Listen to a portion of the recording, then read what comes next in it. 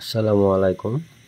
তো মোর এটা যে মোবাইল এটা আইছে, মোবাইলটা হল পোকো C65।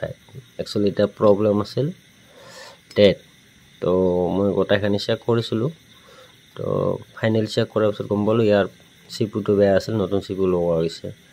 তো লাগাৰ পিছত কথাটো হ'ল কি, এটা মোবাইল অন হয়, অন হোৱাৰ পৰত তাৰমানে এনবি ডাটা ইনকাৰেক্টেড বুলি মেছেজ আহে। তো ডুয়েল AMA অর্থাৎ ডুয়েল সিকিউরিটি করা রিপেয়ারিং করা হয়, তেনেহলে মানে ওইটা বেমার আছে। তো ওইটা বেমার কারণে এলা মানে করবা লাগা হল, ইয়াতে এটা রেজিস্টার আছে जो এটা মডিফাই করব।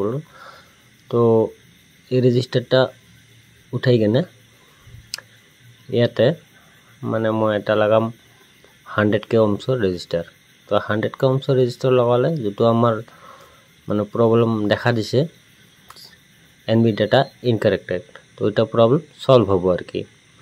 তো মই লাগে আছো, তো সিপু নতুন লাগা হয়েছে, তো এই কারণে মই এসএমডি ব্যবহার করং নাই, মই আয়রন দিয়ে লাগাই দিয়ে আছো। তো 100K ohmsৰ ৰেজিস্টাৰ একচুয়ালি বৰ্ণীয় পৰা যদি বৰ্ণীয় স্কিমেটিক ডায়াগ্ৰাম থাকে তাহলে ওইটাকে বিচৰিবটা খুব ইজি, মানে খুব সোনকালে বিচাৰি পায় বা পট কৰি পায়। তো এরকমই আর কি,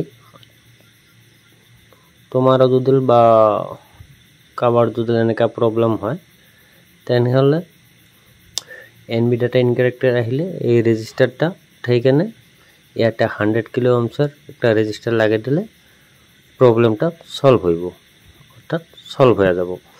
তো মই ফাইনালি এটা লাগা হল।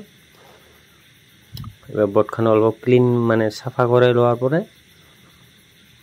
একবার অন করে চাম। তো বোর্ডটো সাফা হয়ে গেল। তো এটা পুরানা রেজিস্টারটা রাখি দিছো আর এটা নতুনটো ইয়াতে লগাইছো 100K ohms, ঠিক আছে। তো এবার বোর্ডটা মাদারবোর্ডটা লগাও, মাদারবোর্ডটা লগাই কিনে এবার সাউন্ড চেক করো। তো ডিসপ্লেখন এখন হয়।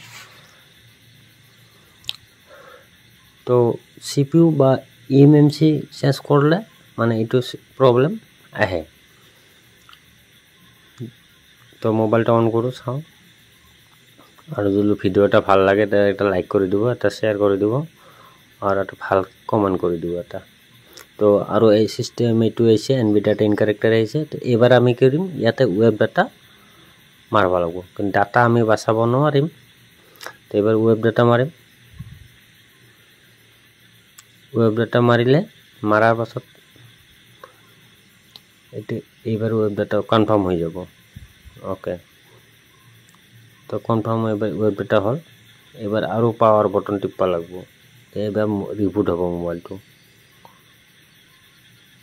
ওকে, তো এবার রিবুট হব। আর এইটো আমার যেটা প্রবলেম আছিল একচুয়ালি এনবি ডাটা ইনকারেক্টেড, এইটো নোহোৱা হৈ যাব।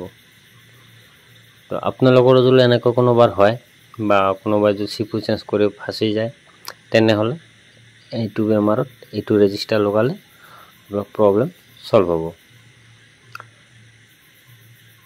তো অকণমান সময় লাগিব, তার মানে মোবাইলটা ওয়েব ডাটা মারা হয়েছে, ওয়েব ডাটা মানে ফ্যাক্টরি রিসেট ওটা মারা হয়েছে, তার কারণে টাইম লাগে।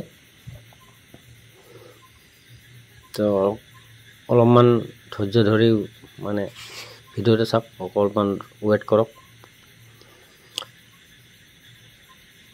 তো চাওক, এতিয়া একচুয়ালি আমার দুটা প্রবলেম আছে, সলভ হয়ে গেছে। ভিডিওটা ভাল লাগিলে এটা লাইক করে দিব।